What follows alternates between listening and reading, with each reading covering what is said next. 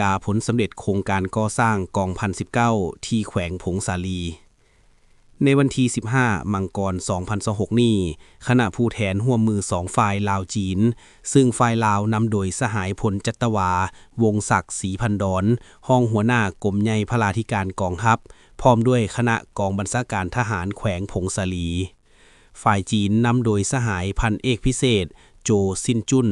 หัวหน้ากองซีนำวิศวกรรมก่อสร้างต่างประเทศและกรมรับประกันพลาธิการร่วมกองทัพปลดปล่อยประชาชนจีนพร้อมด้วยคณะได้ลงเคลื่อนไหวติดตามและกวดกาคืนขั้นสุดท้ายสภาพการก่อสร้างของโครงการก่อสร้างกองพัน19แขวงผงสาลีโดยได้รับการช่วยเหลือของกองทัพประชาชนจีนผ่านการกวดกาตัวจริงเห็นว่ามาฮอดปัจจุบันทุกหน้าเวียกแม่นได้สำเร็จสมบูรณ์ 100% การลงกวดกาคุณภาพขั้นสุดท้ายเพื่อยั่งยืนมาตรฐานเทคนิคการก่อสร้างก่อนการมอบรับอย่างเป็นทางการในการลงกวดกาผู้ต่างหน้าบริษัทผู้รับเหมาและคณะรับผิดชอบโครงการได้รายงานให้ทราบว่าโครงการก่อสร้างกองพัน19แม้นได้รับการจัดตั้งปฏิบัติอย่างตั้งหน้าโดยมีการประสานงานอย่างใกล้ชิดติดแท้ระหว่าง2ฝ่ายมาฮอดปัจจุบันอาคารสถานที่อาคารบัญชาการหอพักนายและพลทหารโรงกินดื่มและอาคารเทคนิคต่างๆแม่นสำเร็จ 100%พื้นฐานโครงล่างระบบไฟฟ้าระบบน้ำและเส้นทางภายในกรมกองแม้นได้รับการติดตั้งและก่อสร้างครบถ้วนตามแผนผังทุกขั้นตอนการก่อสร้างแม้นได้มาตรฐานตามที่2ฝ่ายได้ตกลงกันไว้คณะผู้แทน2ฝ่ายลาวจีนและคณะกองบัญชาการแขวงผงสาลีก็ได้แสดงความย่องยอสมเสยต่อความรับผิดชอบสูงของทีมงานทั้งหมดที่สามารถสุกยู่ให้โครงการสำเร็จตามคาดหมาย 100% ถึงว่าจะอยู่ในเขตผู้ด้อยที่ยุ่งยากการสำเร็จของโครงการนี้จะกลายเป็นพื้นฐานที่มั่นคงให้แก่การปฏิบัติหน้าที่เวียกงานป้องกันชาติป้องกันความสงบอยู่เขตชายแดนภาคเหนือให้มีความทันสมัยและเข้มแข็งขึ้นกว่าเก่าทั้ง2ฝ่ายได้เป็นเอกภาพกันในการกะเกียมความพร้อมรอบด้านเพื่อจัดพิธีมอบรับและเปิดนำไส้โครงการดังกล่าวอย่างเป็นทางการในมม.นี้เพื่อเป็นขีดหมายแห่งความสามัคคีฮักแพงและการร่วมมืออันแน่นแฟ้นระหว่าง2ชาติลาวจีนก็คือ2กองทัพลาวจีนให้แตกดอกออกผลยิ่งขึ้นสร้างทาสนามป้องกันชาติทั่วปวงชนรอบด้านเพื่อรับประกันความมั่นคงของชาติสหายพลโทคำเลี้ยงอุทไกรสอนกรรมการกรมการเมืองศูนย์กลางพรรครัฐมนตรีกระทรวงป้องกันประเทศ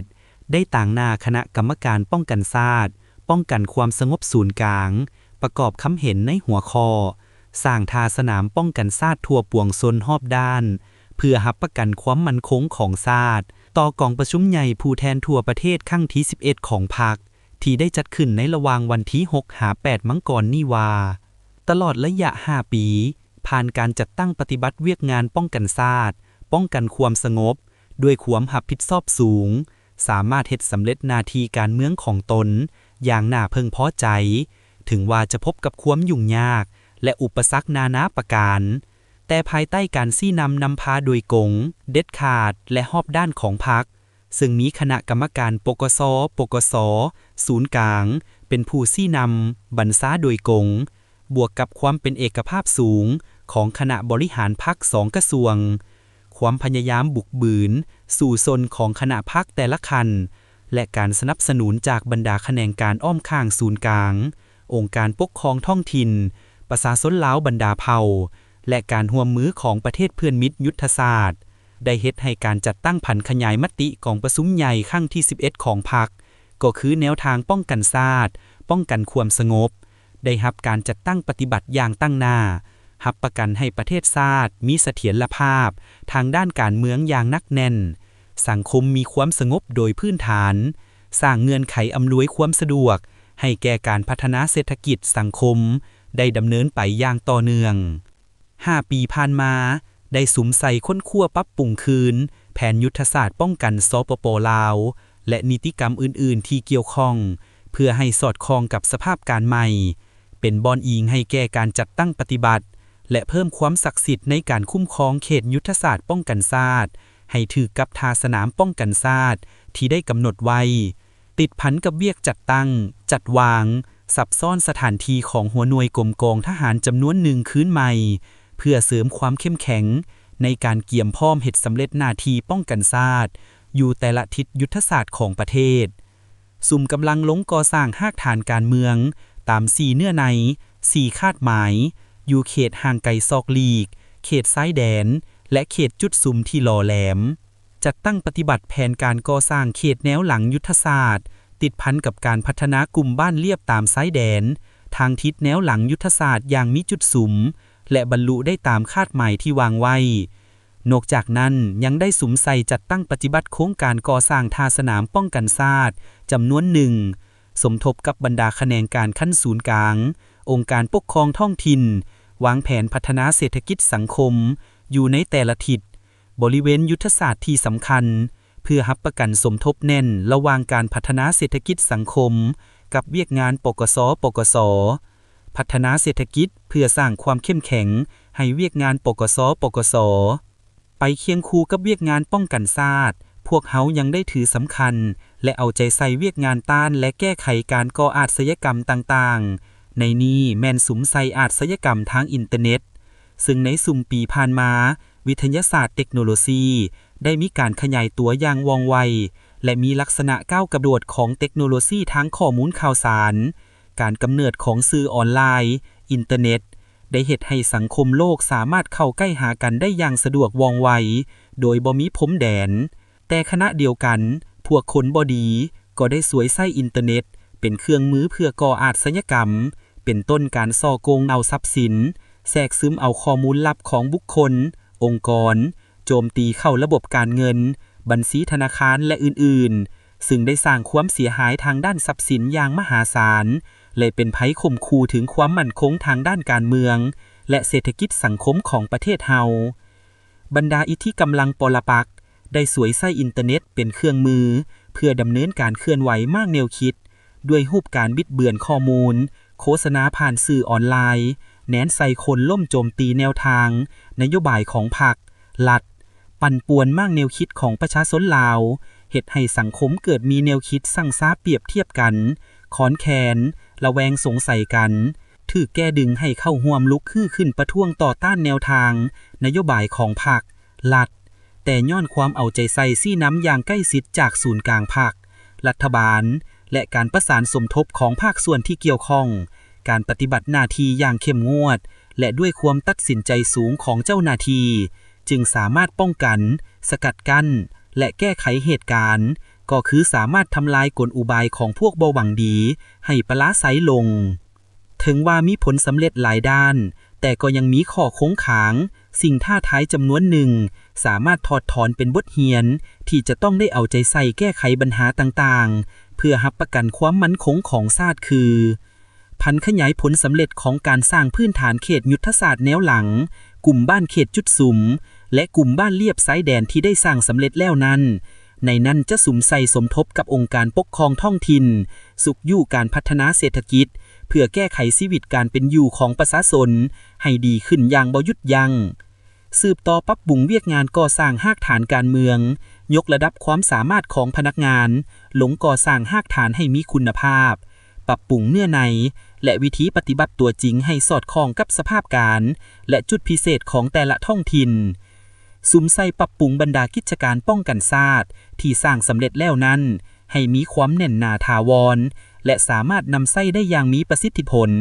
พร้อมกันนี้เอาใจใส่ปรับปรุงและก่อสร้างบ้านป้อมมั่นคงกลุ่มบ้านสู่หบติดเรียนปรับปรุงกำลังกองหลอนกองป้องกันตัวให้มีความเข้มแข็งขึ้นสามารถเคลื่อนไหวเฮ็ดหน้าที่รักษาความสงบ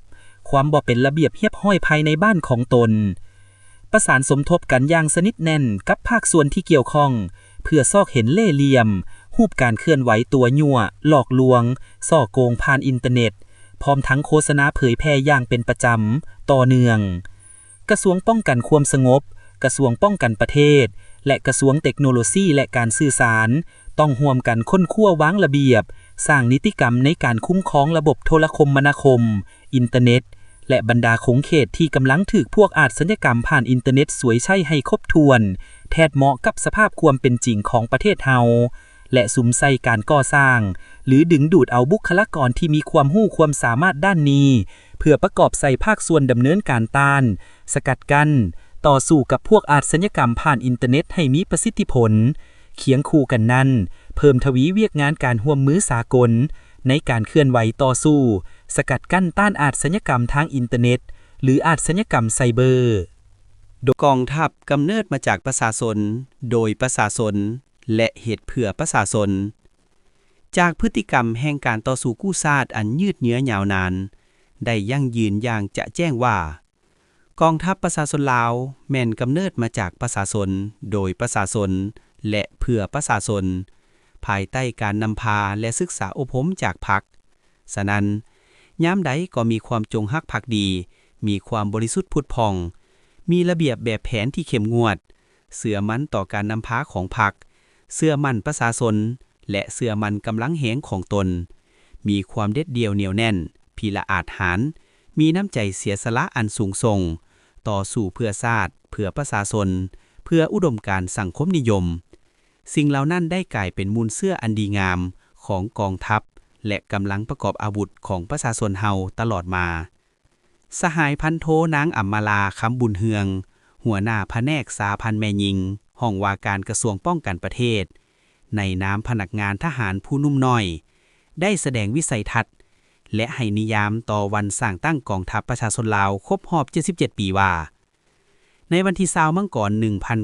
1949กองทัพลาวอิสระได้รับการประกาศสร้างตั้งขึ้นซึ่งเป็นต้นกำเนิดของกองทัพประชาชนลาวในปัจจุบันอยู่เขตลาวหุงเพียงสาเมืองเสียงข้อแขวงหัวพันโดยแม่นประธานไก่สอนพรหมวิหารเป็นผู้ประกาศสร้างตั้งและซี่นำบรรษาโดยกงการประกาศสร้างตั้งกองทัพประชาชนลาวแม่นเหตุการณ์การเมืองที่มีความหมายสำคัญที่สุดซึ่งเป็นเหตุการณ์ประวัติศาสตร์หนึ่งที่สำคัญของชาติเป็นบาดก้าวแห่งการเติบใหญ่ขยายตัวของการปฏิวัติทั้งแม่นการเติบใหญ่เข้มแข็งของกำลังประกอบอาวุธและเป็นบาดเลี้ยวที่เป็นลักษณะตัดสินในภารกิจต่อสู้ปลดปล่อยชาติภายหลังได้รับการสร้างตั้งขึ้นกองทัพเฮาได้เผชิญหน้ากับศัตรูตัวห้ายกาจที่มีกำลังแหงเหนือกว่านับทางด้านกำลังพลและอาวุธยุทโธปกรณ์ที่ทันสมัยกว่าแต่ด้วยน้ำใจฮักชาติอันสูงส่งการสืบทอดมูลเสื้อพิละอาจหารบ่ยอมจำนนของบรรพบุรุษและเสื้อชาติลาวกองทัพเฮาได้ดำเนินการต่อสู้อย่างพิละอาจหารเด็ดเดี่ยวเหนียวแน่นและญาติได้ไสชนะเป็นก้าวมาก้าวไปสู่การสถาปนาสาธารณรัฐประชาธิปไตยประชาชนลาววันที่2ธันวาคม1975อย่างสง่าผ่าเผยสหายยังกล่าวเติมอีกว่าผ่านการฝึกฝนหล่อหลอมและทดสอบในเปลวไฟสงครามต่อสู้เพื่อญาติเอาเอกราชแห่งชาติในสภาพแวดล้อมและเงื่อนไขสุดที่ยุ่งยากลำบากนั้นกองทัพเฮาได้สร้างวีรกรรมอันล้ำเลิศหลายประการสร้างประวัติศาสตร์หน้าใหม่และมูลเสื้อวีรชนของชาติลาววีรชนอย่างสง่างามภายหลังประเทศชาติได้รับการปลดปล่อยกองทัพประชาชนลาวได้สืบต่อปฏิบัติ2หน้าที่ยุทธศาสตร์ของพรรคคือปกปักรักษาและสร้างสรรค์พัฒนาประเทศชาติเป็นกำลังหลักแหล่งในการปฏิบัติแนวทางป้องกันชาติป้องกันความสงบทั่วปวงชนรอบด้านของพรรคเป็นเจ้าการปกปักรักษามากผลของการปฏิบัติเสริมขยายธาตุแค่มูลเสื้อของกองทัพอบรมหัดแอบปรับปรุงระเบียบแบบแผนเฮ็ดให้กองทัพนับมือเติบใหญ่เข้มแข็งและทันสมัยในโอกาสนี้ต่างหน้าให้สมาชิกแม่หญิงทั่วห้องว่าการกระทรวงป้องกันประเทศก็คือในน้ำส่วนตัวแสดงความคำนับสมเสยวันสร้างตั้งกองทัพประชาชนลาวครบรอบ77 ปีอย่างสุดใจและขออวยพรไซไปยังการนำพรรครัฐก็คือการนำกระทรวงป้องกันประเทศพนักงานปฏิบัติอาวุโสพนักงานนักรบในกองทัพประชาชนลาวในขอบเขตทั่วประเทศจงมีสุขภาพเข้มแข็งและมีความสุขในชีวิตส่วนตัว